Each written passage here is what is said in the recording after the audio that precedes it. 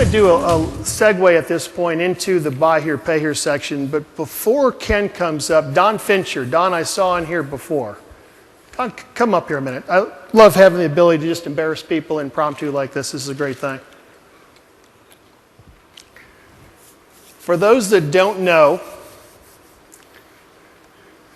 one of your fellow car dealers, rumor has it you're the incoming president. I don't know if that's true or not. Yes, sir.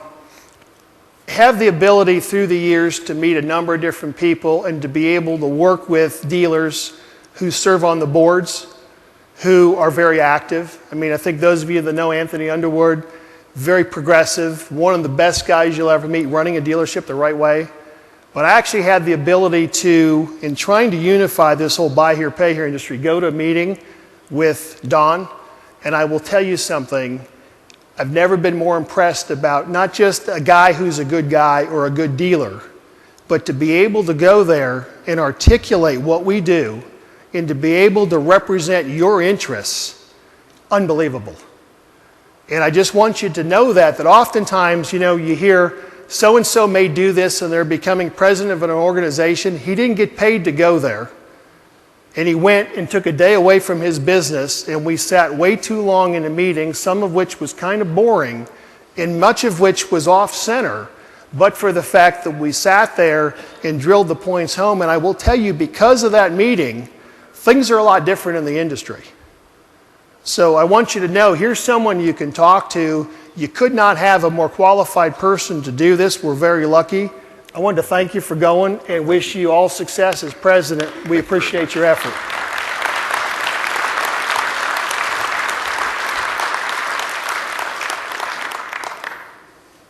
Ken, come on up.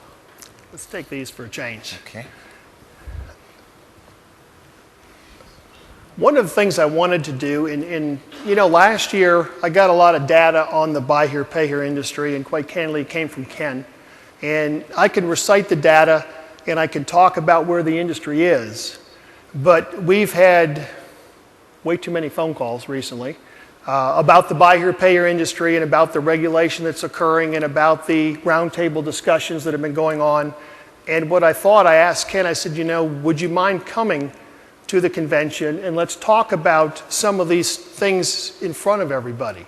Let's be able to get the information out. What I'd like to do is some of the information you gave me in the slide presentation on the numbers, the analytics, let's go through that. Sure. And then maybe we could quickly touch on a few of those regulatory issues. Absolutely. Ken will be here.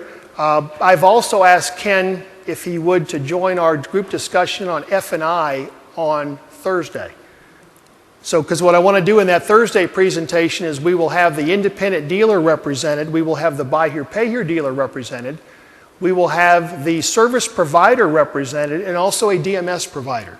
So we talk about these issues from the legal, regulatory, business, financial side, as well as the product and the computer side to be able to deal with it. So I think that'll be a really cool thing. I appreciate you agreeing to do this. Absolutely. Let's start just with the two factors that you say constrained buy here, pay here, capital availability and inventory availability. Sure.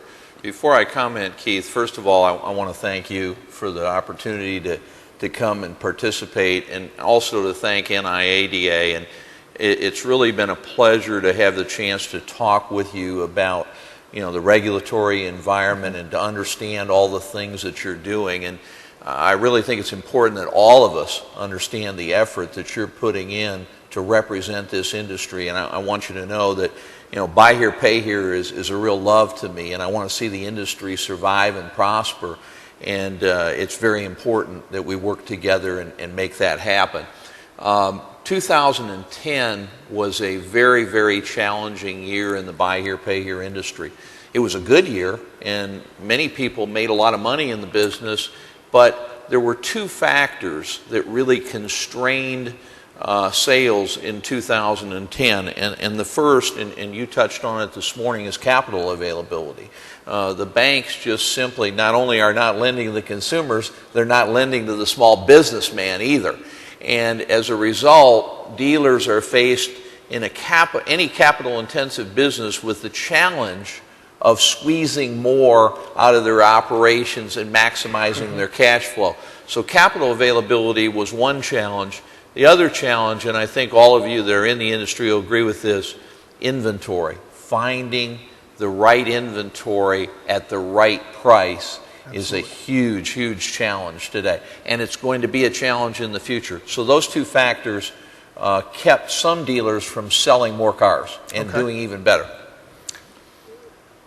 Knowing that, how did the prudent operators, as you say, the more creative, the more progressive, react to these challenges? Well, I think one of the things that has always impressed me about the independent dealer is how creative and innovative they are, and how they have the ability to adjust to the industry conditions. And that was true in 2010. The better operators didn't say, oh gosh, this is a tough environment, what are we going to do now? They took a very proactive approach. The first thing they did is they held the line on vehicle acquisition costs. They realized that we're in a rising cost environment, so they ended up maybe buying a car that had more miles on it, doing a little more reconditioning on it in order to keep their costs in line because of capital availability. Right. The second thing is that you must have a year-round program for acquiring vehicles today. No longer can you go out to the auctions in December and buy all the vehicles that you need, you know, for the selling season. You have to buy them year-round, and you have to use all the sourcing tools, mobile technology, and other tools available to you to broaden your search. So you have to acquire vehicles all year-round, not just when you need them. You also have to control your operating expenses. In a capital-intensive environment like we're in, you have to make every penny count. You need to spend every penny like it's your last, because it may be. So you have to control your operating expenses and keep your costs in control. Increasing sales prices is important because in a rising cost environment, you have to maintain profit. So increasing your sales price is important. Reducing inventory carrying levels. I know, you can't sell it if you don't have it, but you only have so much capital to go around, so it's the dilemma that you face. You have to carry the right inventory. You have to be on top of your game. You have to know what's going to sell. You have to manage your inventory better. Recycling more repos. If your customer in the buy here, pay here business isn't paying for the vehicle, you unfortunately have no other choice but to get that vehicle back and resell it again if it's in good enough condition. And that's the tendency we're seeing today, is more recycling of repos and being able to salvage those vehicles. And let me interject one thing here. What Ken is saying is where that is possible. Obviously, there are some state laws that will require you to take that repo and sell it at an auction. For example, in the state of Ohio, it has to be sold to a public auction where the debtor is able to come in and bid on it. So recycling the repos when you're able to do that, still paying attention to the fact of what the law allows, maybe taking the customer out a little earlier, maybe being able to do something in terms of a voluntary repo, but being able to recycle that car that you already know. Absolutely right. Is sacrificing growth to preserve capital. You know, bigger isn't always better. And you have to learn to live within your capital limitations. You have to learn how to live within the management and the infrastructure that you have in your business. So sacrificing growth to preserve capital is an important thing. Mitigating your bad debt losses. We know we're in a difficult economic environment. We know that we're going to have defaults. We're going to have repossessions. But you must maximize your recoveries. You can't just look at the front end of your business and how much you're paying for vehicles. You have to mine more out of the back end. So mitigating your losses is important. I think the next thing, and we're going to talk about this over the next few days, is nobody really knows where our economy is headed. We don't know exactly where the regulatory world is headed, but we do know this: there's a great deal of uncertainty. And the way to manage uncertainty is to get as much financial flexibility as you can. Reduce your leverage. This is not the time to lever up. It's not the time to do it. It's time to manage your debt more prudently and keep your financial flexibility. And finally, and you said it very well this morning, and I couldn't agree more, that realize that compliance is a very, very important part of your business. And it's not only a concern now, but it's going to be a concern in the future. So compliance is something you need to take very seriously, just as you stated today, Keith, and we'll talk more about that in a few minutes. Well, I wish I could say all the challenges are behind us, but unfortunately they're not. We still have a few ahead. And I can only say to you, where there's challenges, there's opportunities. So how well you understand these trends and how well you adapt to them is going to determine what your success is. First problem we have is that costs are rising faster than down payments and repayments in the buy here, pay here business. That spells more risk. We must change that. We must not succumb to the temptation to sell a vehicle without an adequate down payment or the right repayment. You got to ask for it. So managing your down payments and repayments in a rising cost environment is a key. Vehicle acquisition costs, I think, are unfortunately going to continue to increase because the supply is going to take a while for the increased new car sales to cycle through and the other factors. So in the interim, we're going to pay more for vehicles. So you need to broaden your sources. You need to be smarter on what you're buying and better in managing it. Inflation will make controlling expenses more difficult. Think about it. If you make the same money that you made last year in an inflationary environment, you've made less. So the reality is that you've got to control your expenses. There's less margin for trial and error than there's ever been before. Capital is so precious and it remains so limited that you must learn from your mistakes, not repeat them. Compliance will be under more scrutiny. You talked about it this morning, and I can't emphasize enough that we don't know what the end game will be for the Consumer Financial Protection Bureau. But we do know this. We need to be compliant because somebody's going to be looking over your shoulder, just as you said. So, Keith, I support that 100%, that we know what the rules are now, so let's focus on getting those right before we move on to the next one. Mitigating your losses whenever possible, maximizing recoveries. There's some great ways to do that. You can get more in selling your repos that you don't recycle. You've got to be on top of your game there. And finally, increasing your financial flexibility and reducing leverage. The smarter dealers did not lever up last year. They're getting more equity in their business, and we need to do that. I think the banks feel that we need to have more equity in their business. So I think those things are all important. I'm looking forward to visiting with you at the technology labs today and hearing what you're doing and your thoughts about these things. I'm really excited about that segment, Keith. Well, we've got, I just put up the screen that we talked about before. If I had to break it down, where they're going to be looking, other than documents, we all get the documents and we put disclosures up here, but from a buy here, pay here perspective, they look at the transaction pricing, they look at the credit approval process and how we go about that, the debt collection and repossessions, and they are very, very both interested and concerned about starter and end devices and GPS systems. And I'm going to speak more about that on Thursday from an operational side as to how you go through and do all that. But I think when we look at the challenges, that's where they're coming. And the best way I can say, I think what Ken was articulating financially is you want to grow up, not out. You want to be more profitable. You don't want to expand your footprint, more cars, more buildings, more people. How do you be more profitable? And what I use as a talk track with the regulators in DC is this is just bags of money. Take away the cars, take away everything else. It's about financial investment. It's about putting money in the street and what you get back. Right. And if we can't collect that, then the model doesn't work. Right. We happen to use, for this money play, if you will, we use cars and we use paperwork, but that's what it is. So if the interest rate goes too low, if there is no available capitalability, we're not in the car business because the model will not work. So when they start hitting on all these things, well, we think that your pricing is off in this area. We think that your credit approval, you should do this. We don't think you should collect debts this way. We want to limit how you can do repossessions. We want to limit the use of technology.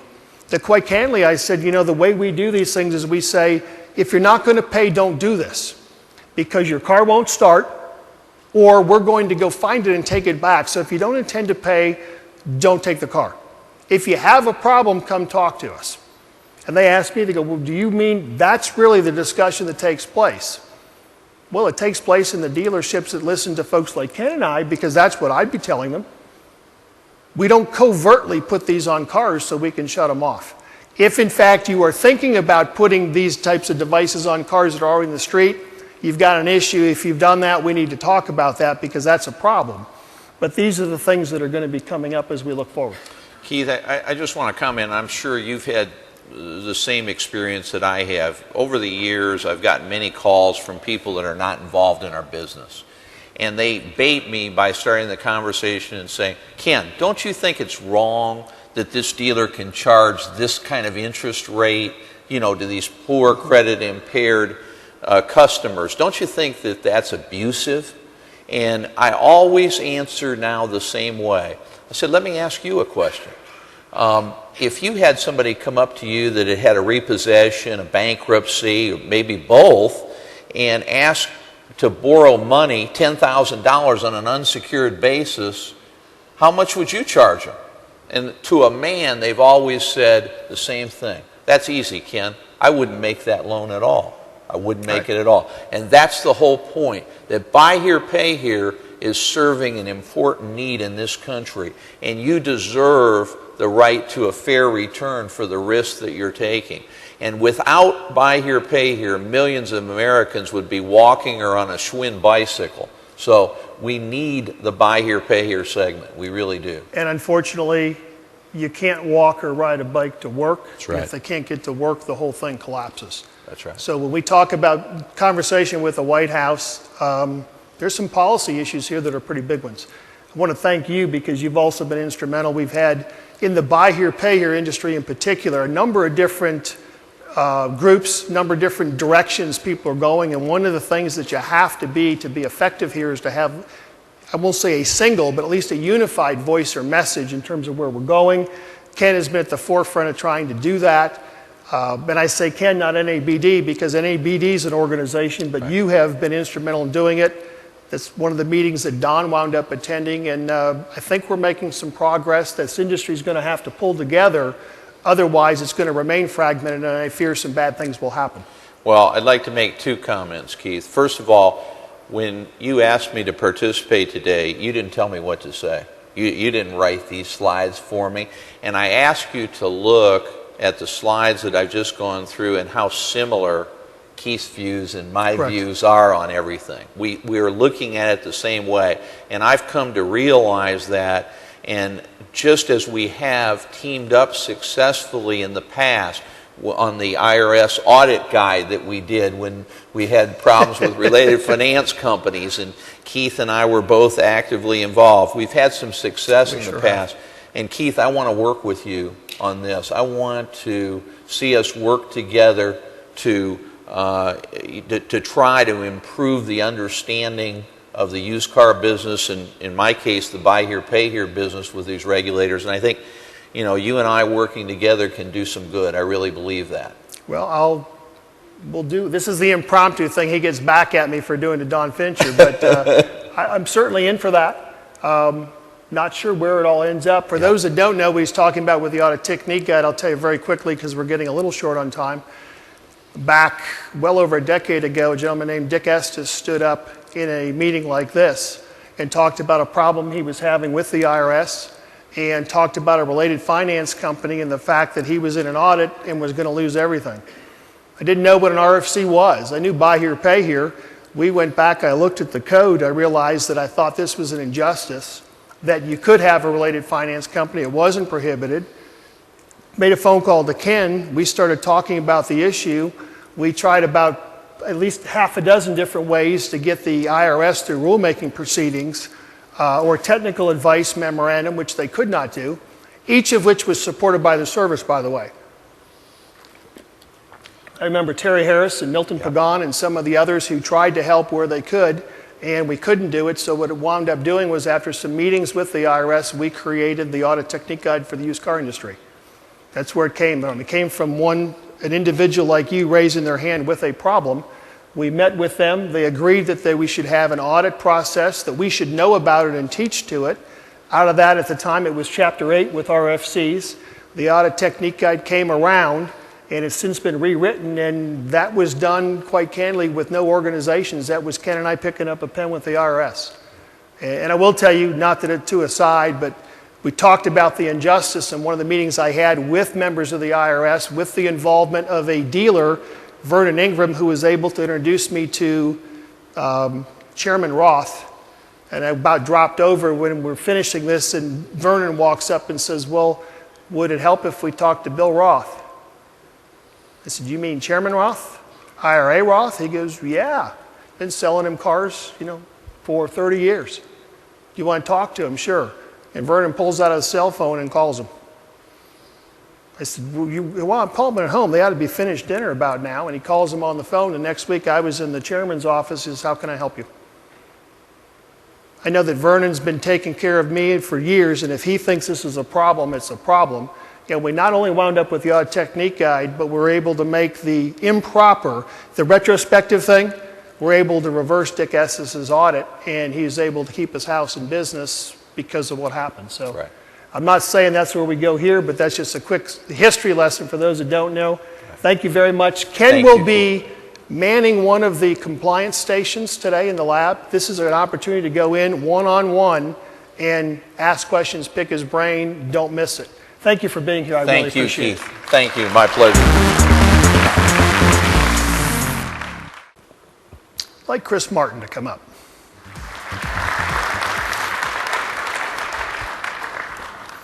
For those that don't know, Chris is a dealer, Fayetteville, North Carolina. You can see how excited he is to be up here. He was about as equally as excited as I said, you know what I really would like to have?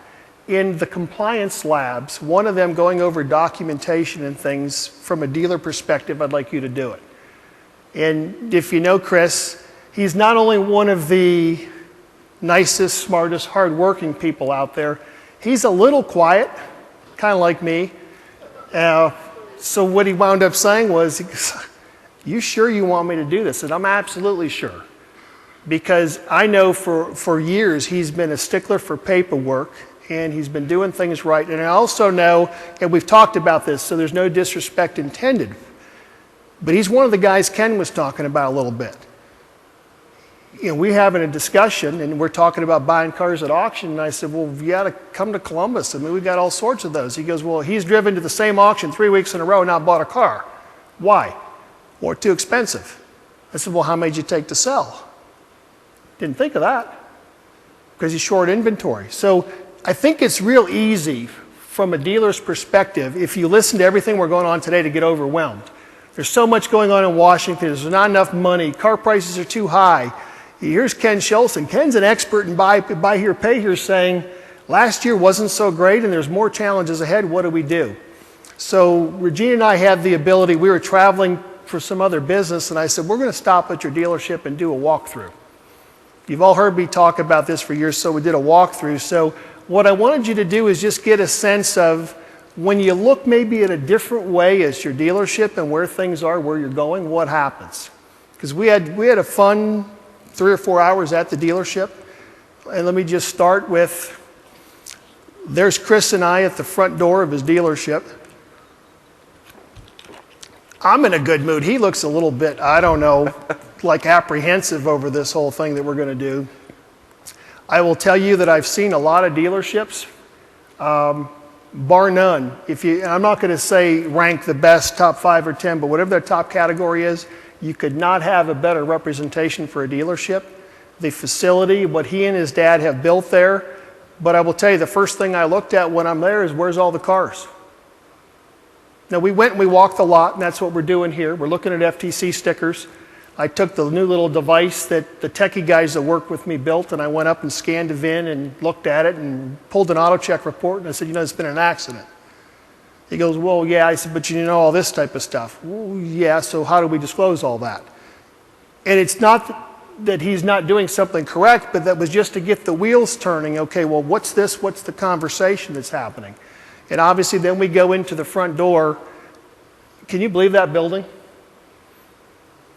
I look at that, and the first thing, and I'm a little bit old school, some of the older buy here, pay here people, some of the icons, I won't name their names, but as one of them used to say, you know, I want to count rooftops, Keith. I want, you know, right hand on returning from work, all those type of things. And I'm looking here thinking, okay, he's got a great right hand turn coming in here. There's neighborhoods around there. There's some new townhomes, condominiums, apartments going up. He's got a new car dealer, a Ford dealer just down the street. He's a couple miles from a huge military base. On the other end, there's a McDonald's. This is a perfect dealership. Why is it not flooded with traffic?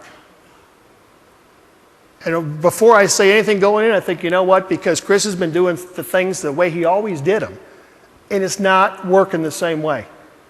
You're not selling as many cars. He doesn't have the cars. So how do you think differently? So we did compliance, but we did business too.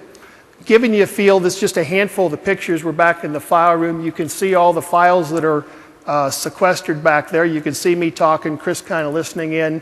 His people couldn't have better people. Energetic, well-dressed, pleasant. But it was quiet on the sales floor. I mean, literally, I could have thrown something and just the noise. What are they doing? And Chris goes, well, you know, what were they doing at the time? Hopefully following up with folks, but that's, you know, like Keith said, that's something that we've done is we've been fortunate and over the years, and we've just continued doing the same old thing. And one thing Keith brought out that, and he's exactly right, is sometimes you get so caught up in compliance and doing things right and dotting all the I's and crossing the T's, you forget about having fun, and that's something that we weren't doing a good job of. And they weren't having fun, and we weren't having fun at the time, and of course that's not helpful as far as getting consumers in vehicles. In a great location, in a great dealership, well capitalized, set up to do things right, and you're not having fun selling cars. The first thing I told him is, you got to start having fun selling cars. So we did the walkthrough, and I'm going to come back to this, but we went upstairs and looked at the offices and could see, and there was a board there, and I had a few thoughts on the board that was from a sales meeting, not scripted, and I just started asking questions about it. We'll go through that in a minute, because then we went back downstairs. I mean, there's entry into the service facility. What I'm showing you with that picture is you see the different guides and the information they have, the ROs, the MSDS sheets. I mean, it was very perfect. There's me talking and Chris taking some notes. There's me talking and emphasizing more things and Chris taking some notes. Taking a lot of notes. There's Chris looking at me like, you really want me to do all this? How could you go there and I've spent all this money on these racks and you find 2 batteries that are sitting on the floor? I have talent for it. But we talked about that and, you know, some other things, and an eye wash station that's good, and just looking at it through different eyes. And, you know, I think your comment was, you know, I walk through here all the time, but I just don't see that. That's right. So I said, well, how about this? What if once a month you pick an employee and just walk through everything and try and find things that are different, try and find things that you need to redo? And then we wound up back upstairs. And we spent like an hour upstairs. Yes, sir. Waste of time? Not at all. But, and the interesting thing was we took compliance and documents and sales presentation and disclosure and the internet, and we went from there to sales. What'd you think of what we did? It was invaluable to me. Again, like Keith said, having another set of eyes in there, especially Keith Whann's eyes, was very helpful. And you know, we went through, he had gone through some of the items that we had talked about in the sales meeting the day before, and we talked about that. And again, it really all came back to having fun, doing some things online, you know, talking about online contests, using Facebook, which I've been very reluctant to do and haven't done a good job of. But I'm starting to get into that now. Just in the last week or two have made quite a few improvements with Facebook, and all the salespeople have Facebook accounts now, and just simple things. But again, when you have somebody else looking at it, it just makes a huge difference. One of the things that I remember we talked about as I looked at that, and he had action items they're supposed to do. I go, okay, who's going to do that? Well, you know, it's the salesman or me or this. Okay, when are they going to do it? Well, I said, why isn't it written down? So you guys came up and you had all this discussion. You had some great ideas here, but I don't see who's going to do it. I don't see when it's going to be done. I don't see the next steps. What's that? He goes, you're right. And then he made the comment, we were talking about their shirts, the Easy Auto type thing. And he says, you know, everywhere I go, I mean, people comment on it's a great conversation starter. And I looked and I said, well, I'm looking at a McDonald's out the window. Then why isn't your salesperson down there having a cup of coffee, having everyone ask about the shirt and handing out business cards? Why is he sitting there? Because it's not working. Chris's answer was, I don't know, that's a great idea. Now, I'm not saying that's the savior, but the parking lot of McDonald's is full. I mean, you could hit a wedge down there. So why aren't you at the McDonald's doing that? And he's talking about, well, the movie theater. Well, we could do these type of screens. Well, here's the type of ads you could do. Well, why aren't you doing this? How about doing that? If you're going to the same auction, why aren't you going to a different one? Why aren't you online? And the interesting thing is as all that starts clicking, it's like, okay, just the time we were there, I sensed from when we started to the time we were leaving, the attitude of the people, which was good, was still good, but the enthusiasm level, just because we're having conversation. Regina's taking pictures, we're talking to the people back there, she's complimenting them on, you know, the outfit that they're wearing, how they do this thing. The whole culture was changing in a couple hours' time. And the biggest change was the fact that where he probably goes in there every day and says, we're heavily regulated, this is a real problem, we used to sell a bunch more cars than we do, I can't get anything bought, it's hard to get customers, and all he had to do was take a different viewpoint, look out the window and realize, I can make a killing here. So how many of you are in the same boat with what you do? We're going to talk about the technology stuff. Some of the things I told him were the things we're going to go over tomorrow, and I don't want you to think that, okay, it's selling cars on the internet that's the key. Although Frank and Gina Fuzzi sell them all over the country and he sold one to Iceland. That's not the key. Social media, is it going to help? Yeah. Is that the key? No. Is it having monogram shirts? No. Is it running a sales meeting and putting this together? No. But if you do all these things, will it drastically and dramatically change your business overnight? Absolutely. And the interesting thing is we took some things for consumer disclosure, and you know, I may just keep wrapping up while you're here if you don't mind. Let's just go with that. You do your dealership walkthrough, and I've got some stuff that's online for this, but it's the inventory and the lot itself. It's your signage and required postings. It's licensing. It's the file room, computers, employee work areas. It's the customer access, it's advertisements, it's service. I like to say front to back, back to front. Don't always go to the dealership, and in most of you, rank has its privilege. You get to park right next to the door and walk in the front door. Go park in customer parking and go through your service department, or just go walk the lot one day. Do it different, and maybe you get a different viewpoint of where you are there. You always want to stay cutting edge, you want to see what the customers see. I'm actually going to go and I'm going to try and move around these compliance labs today somewhat, but I'm going to spend some time sitting with Chris there and be able to give you some of the things that we would look at, and maybe just go back with a different, you know, set of eyes that you're looking at with your dealership. What I'm showing you here is the car counselors widget that we have on Otter, and I'm showing you this for a couple different reasons. One of which, it's got the Ask Keith a question. You could ask me a question. Okay, we all know that. Search my posts. If you need information, anything that I've posted there, including the 150 videos that we've got on YouTube on various issues related to car buying and selling and compliance for dealers and consumers, are there. I raised the point, as one dealer told me, you know, using the video and compliance, he had difficulty between the warranty and a service contract.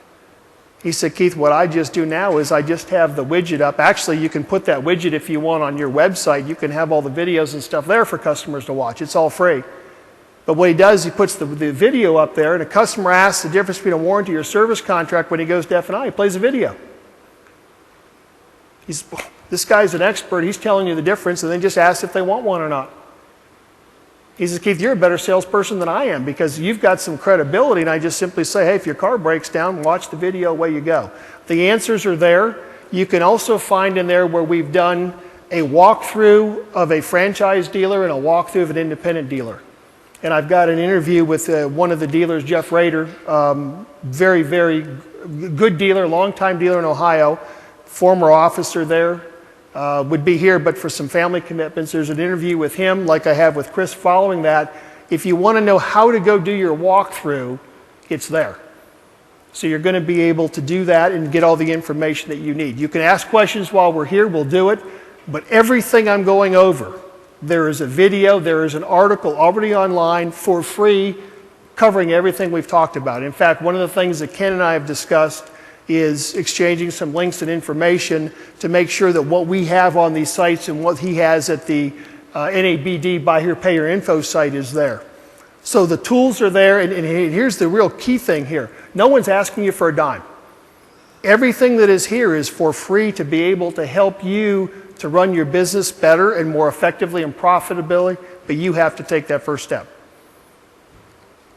I appreciate your friendship. I had a heck of a good time, as did Regina down at your dealership, and appreciate you doing what you're going to do in the compliance lab today, and I'll be there to join you. We appreciate you, sir. Thank you. Thank you.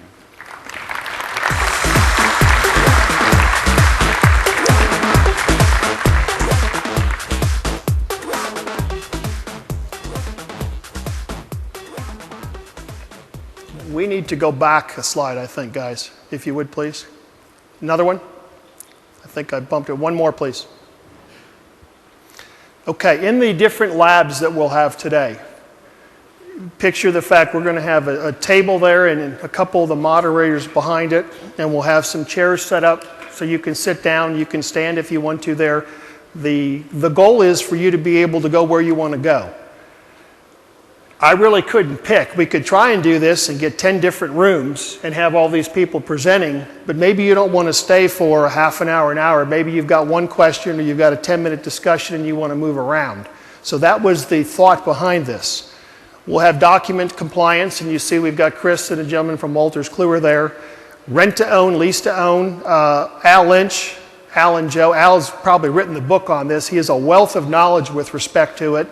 And that's one, if you have any interest in it, somebody who knows compliance, who knows the insurance end of it, who knows the financial end, no question. Fixed operations, we've got some folks from ComplyNet and Petra Oil. You actually can go there, and they've got the ability with programs to help you set up your own service department if you have an interest in that, and even provide the equipment for you at no charge. I think you'll find that to be a great one. Internet fraud and protection, BrandonAbbeyEscrow.com, unbelievable in terms of fraud and what they know and what they do. If you're doing any business on the internet or thinking about it, that's a discussion you probably want to stop and spend a couple minutes there. Privacy, red flags, risk-based pricing. These laws have been in effect. Charlie and EJ from Experian and ComplyNet, they have solutions that are there. Some of this is free. Again, a wealth of information on topics that you should already know and being able to comply with. We've got the folks from Stars and Pastime to talk about GPS and starter interruption. For those, again, buy here, pay here industry, that's something that you're using, thinking of using, or just want to talk about the technology, it's there. Buy here, pay here analytics. You want the facts, figures, numbers, what to do, what's going to happen. You got Ken there one-on-one. I can't think of a better opportunity you're going to have or another one for that. On the operations side, we've got Al and Don from Constellation to be able to cover buy here, pay here operations. On F&I, we've got folks from Protective and Zurich to be able to discuss those topics. Auction practices, we've got someone from Auction Access and AWG, along with 2 independent auction owners to be able to talk about how, from a wholesale side, they're seeing things that are changing and coming together, and to be able to help you be better with that. Just in closing, and we're just a few minutes over today, which is a minor miracle. A few just compliance tips, if you would. We talked about it, Ken, growing up, not out. I talked with Santi in terms of some of these regulations and what they're going to do. You need to know what the right target is. And I hope today we help do that for you. Because the problem is, if you're aiming at the wrong target, you've heard me say before, sometimes you hit it. And I have, from the discussion with dealers, I've been hearing a lot lately that we're aiming at the wrong target. Chris had the wrong target from just an operational standpoint, that they were achieving the objective they set out every day. It was just the wrong one. They were doing a real good job of maintaining the status quo. But what they weren't doing is they weren't being creative, they weren't growing, they weren't adapting with today's economy or with, quite candidly, the culture of today and the people that are trying to buy cars. And if what you're doing isn't fun, your employees know that. So I will tell you the barometer of the funness scale, if you will, up or down, is you. If you walk in a bad mood all the time, you're not having fun, they aren't either. They got to have hope, they got to know that you know where you're going. Otherwise, they're just going to sit there and repeat the same things over and over. There is no right way to do a wrong thing. This always comes up. Ken, we had this discussion with some of the buy here, pay here dealers where they're saying, okay, well, how about this? You can't do that. Okay, but what about if I have a piece of paper and I do it this way? You can't do that. Well, what if I did that? You can't do that. Some things are just wrong. And you just can't do it. And what you need to find out are those things that you can't do that you're doing intentionally, or if there's a problem, how do you do it the right way? Because I will tell you, you can leverage compliance in this information age, and you can leverage it into profitability. Talk more tomorrow about the consumer and the internet and what they know, but they know a lot when they come in. Some of it's even accurate. What you've got to do is to be able to know exactly what's accurate and how you're going to go sell this car, and to be able to enable and use what they know in the process. If you are a dealer who simplifies the sale of the car, who does this in a compliant fashion, you'll make a bunch of money, because there's a lot of folks that don't do it that way because they don't know. So you want to do it. There's no right way to do a wrong thing, and beyond everything else, take action now. The walkthrough that we did at Chris's store, if he didn't make change, it has limited effect. If he goes in and he has a great attitude and they make a couple of changes and it dies, it'll go back to where it is. You need to take action now. You can make these changes in your dealership and you can be effective with